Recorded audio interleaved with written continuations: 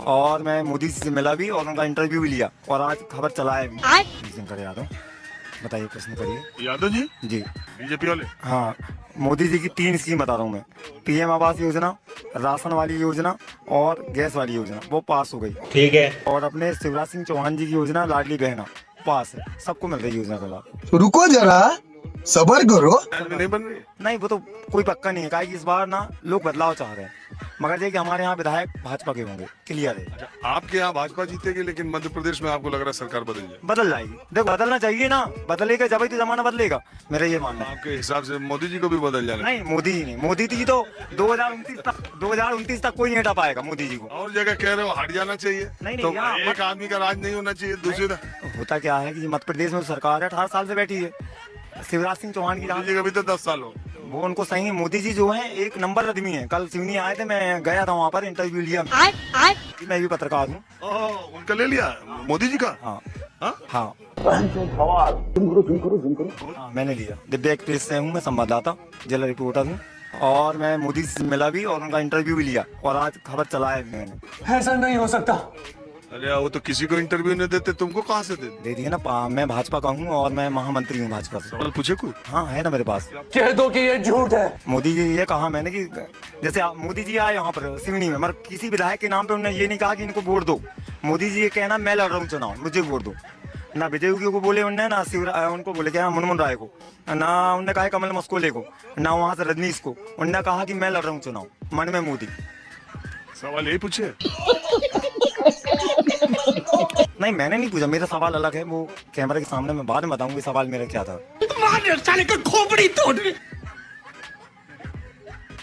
अरे यार इंटरव्यू लिए हो? मेरे पास है सब रिकॉर्डिंग है। उनसे मुलाकात हुई थी? मुलाकात तो दूर से हुई थी। देख रहा है यार।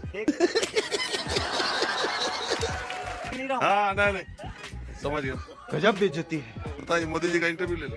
नहीं, मोदी जी का नहीं।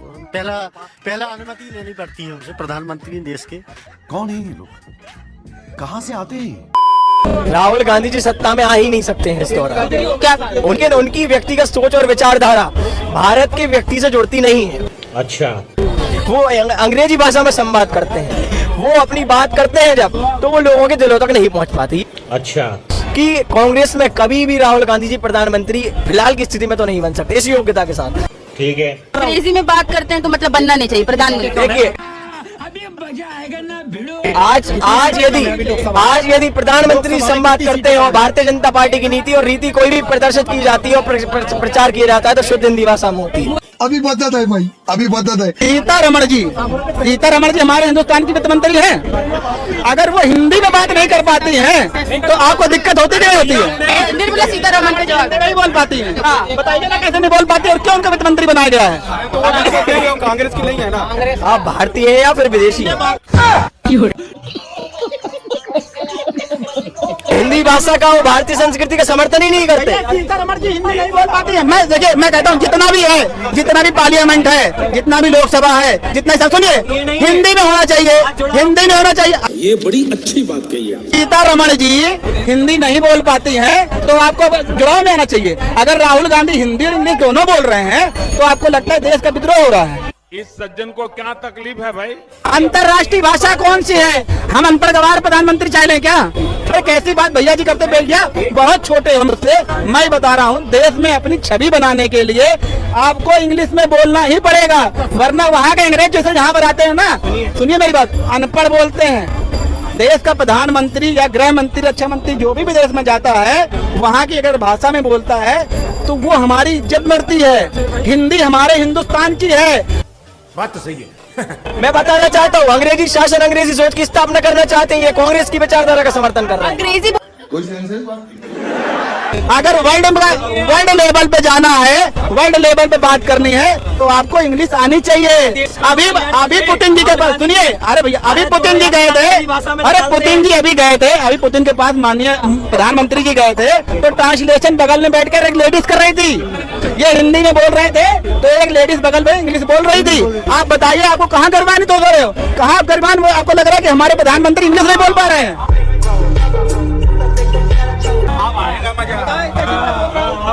इन्हें इनकी बात का बहुत ही संक्षिप्त में उत्तर देता हूँ। ये चाह रहे हैं कि जो हिंदी भाषा में अपनी योग्यता को पूर्ण करता है और भारतीय संस्कृति को स्वीकार करता है वो अनपढ़ है। इनका पहला यही विचारधारा है। देखा आपने लापरवाही का नतीजा है। देखिए मेरे मोबाइल में, आप भी अपना मोबाइल ओपन करिए, झूठ अभी झूठ सामने आ जाएगा। क्या तिरंगे का सम्मान नहीं है? सुनिए, अभी झूठ आ जाएगा। अपना मोबाइल निकालिए और मुझे दिखाइए आपने कितने नाम सेव करे और किस भाषा में करे हैं, दिखाइए भैया। इंग्लिश नहीं होना चाहिए, हिंदी इंग्लिश एक भी नहीं होना चाहिए, नहीं तो आप झूठे हो। ये कहाँ फंस गया भाई मैं। ऐसे ही पोलियो की खुराक न लेने से पोलियो आपके बच्चे को पकड़ सकता है। बेटा, बरसों हो गए किसी नेता के लिए ताली बजाए, अब तो सिर्फ गाली देने का मन करता है। चुनाव हो रहा विधानसभा का, लेकिन मोदी के चेहरे पर देने का मन है। मोदी मोदी ओनली मोदी। ठीक है, मोदी से क्या, only Modi factor only. Modi का कौन सा फैक्टर? अरे जो अच्छा कर रहा है देश के लिए, जो किसी ने नहीं किया आज तक, वो उसने करके दिखाया मोदी के कार्यकाल। अच्छा अब तुमको बताना पड़ेगा कि मोदी जी का 3 काम अच्छा तुमको कौन सा लगा। भैया मेरा मुंह से निकल गई, क्या बताऊं भैया। मैं अभी तो ये नहीं कहना चाहूंगा इस मामले में, अभी तो याद नहीं आ रहा? नहीं याद तो सब है, लेकिन क्या है, अब ठीक है जो कुछ है। अभी क्या चुनाव माहौल है, अपन अभी हाईलाइट में नहीं आना चाहते हैं। अच्छा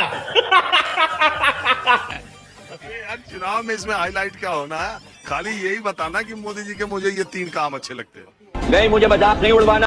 नहीं, अभी तो देखो जनता ही तय करना है, अभी अपन आगे से कुछ नहीं कह सकते। और सब बात तुम छोड़ दो, मोदी जी का कौन सा 3 काम तुम्हें अच्छा लगा जिसकी वजह से तुम कहते हो मोदी फैक्टर? मैं नहीं बताऊंगा। देखो मोदी जी ने जो है विदेशों में भी जाके अच्छा तालमेल बनाया है सभी देशों के लिए, और देश के लिए भी काफी कुछ ऐसा किया है उनने, जैसे हिंदुत्व को लेकर के आखिर कुल मिलाकर दिल की बात जुबान पर आ ही गई। जो मुद्दे, तो बात है विदेश में डंका, राम मंदिर। हाँ आप तो अब जानते हैं सर, हर जगह जाते हैं आप क्या कहना है आपसे तो जी। और नहीं, अब मैं उतना ही कहना चाहूंगा सर, आप तो सबकी जानते ही है, अभी माहौल चुनाव का चल रहा है, तो अभी अब क्या कह सकते हैं, सब वहाँ की जनता के ऊपर है। अरे कुछ योजनाओं के नाम भी तो बताने चाहिए तुमको। अरे सर, कम से कम यही कह देते शौचालय बनवा रहे, मकान बनवा रहे, ये सब भी तो याद रखो यार।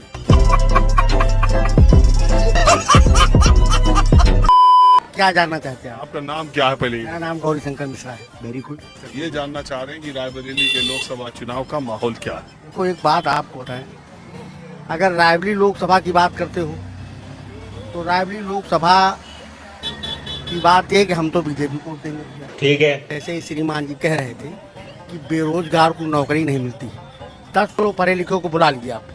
मैं उनसे कहूँ कि इंटरटेनमेंट की स्पेलिंग बता दो, उनसे कहूँ इंटरमीडिएट की स्पेलिंग बता दो, उनसे कहीं इंटरनेशनल की स्पेलिंग बता दो, उनसे कहूँ एक्सरसाइज की स्पेलिंग बता दो, उनसे कहूँ एक्नॉलेजमेंट की स्पेलिंग बता दो, या जिस परीक्षा के लिए जा रहे हैं उस परीक्षा का जो है सब्जेक्ट उसका फुल फॉर्म बता दो। अभी बता है भाई, अभी बता है। कितना आप देखिए कितना एग्जाम पर्चा लीक हो रहा है? नहीं, पर्चा जो लीक हो रहा है उस पे कहीं न कहीं तो दूसरी पार्टियों का भी तो काम है। उसको जब निकल रहा है 5-6 साल के बाद यूपी कांस्टेबल की भर्ती निकली 18 के बाद, और इसके बाद आप एग्जाम नहीं करा पा रहे हो। आप यूपी पब्लिक सर्विस कमीशन पहली बार, सुनिए, अरे पंडित जी आप बोले, मैं सुना, मेरी बात भी सुन लीजिए। पहली बार देश के इतिहास में ऐसा हो रहा है कि यूपी पब्लिक सर्विस कमीशन की जो एग्जाम होने थे, 3 महीने थे, 3 एग्जाम होने थे। अरे सुन तो रुको जरा, सबर करो। रिजल्ट आ गया किसका? यूपीएससी का। अभी मजा आने वाला है, क्योंकि चाचा जी कह रहा था कि अभी पढ़े लिखे को सामने लाओ, उसे फुल फॉर्म नहीं पता होगा, और यहाँ पे चाचा खुद ही यूपीएससी का फुल फॉर्म गलत समझ बैठा हुआ है। मैं क्या बोल रहा हूँ पूरा सुनिए। Uttar Pradesh public service commission, UPSC का ही तो बोल रहा हूँ मैं। अरे सुनो पंडित जी, बोलिए। यूपीएससी का हाँ, तो मतलब वही है जो आप बोल रहे हो, वही है यूपीएससी। जो आप बोल रहे हो वही है। 1 मिनट आप नहीं बोलेंगे, 1 मिनट आप नहीं, Uttar Pradesh service commission. 1 minute आप नहीं बोलेंगे, 1 मिनट आप नहीं बोलेंगे, हाँ, सुनेंगे। हाँ। यूपीएससी को कहते हैं उत्तर प्रदेश सर्विस कमीशन। अच्छा अरे यार 1 मिनट चुप रह सकते हो पंडित जी, इसकी गारंटी मैं नहीं दे सकता। 1 मिनट चुप रहिए। यूपीएससी को कहते हैं यूनियन पब्लिक सर्विस कमीशन, संघ लोक सेवा आयोग, वो दिल्ली में है और वो अखिल भारतीय स्तर की नौकरियों के लिए इम्तिहान लेता है। अब आता है यूपीपीएससी, उत्तर प्रदेश लोक सेवा आयोग, जो उत्तर प्रदेश में राजपत्रित अधिकारी। 1 मिनट से जहाँ पे लिखा हुआ है, श्रीमान जी आप कितना पढ़े बड़े आप बताइए। और जब राजीव रंजन जी ने उनकी गलतफहमी को दूर कर रहा है तो राजीव रंजन जी के ऊपर ही भड़क रहा है चाचा। लोक सेवा आयोग जो आयोग आता है पूरे भारत का होता है, एक राज्य का नहीं होता है। उठा ले रे देवा, उठा ले रे बाबा। हर राज्य में लोक सेवा आयोग है, हर राज्य में। नमस्कार। चाचा को शायद नहीं पता कि ये राजीव रंजन जी से बात कर रहा है। आपको अपने अलावा कोई पढ़ा लिखा दिखाई दे रहा है? अगर आपको वीडियो पसंद आता है तो लाइक शेयर एंड सब्सक्राइब जरूर करें और इस वीडियो के बारे में आपका क्या ख्याल है नीचे कमेंट बॉक्स में अपना राय जरूर रखें।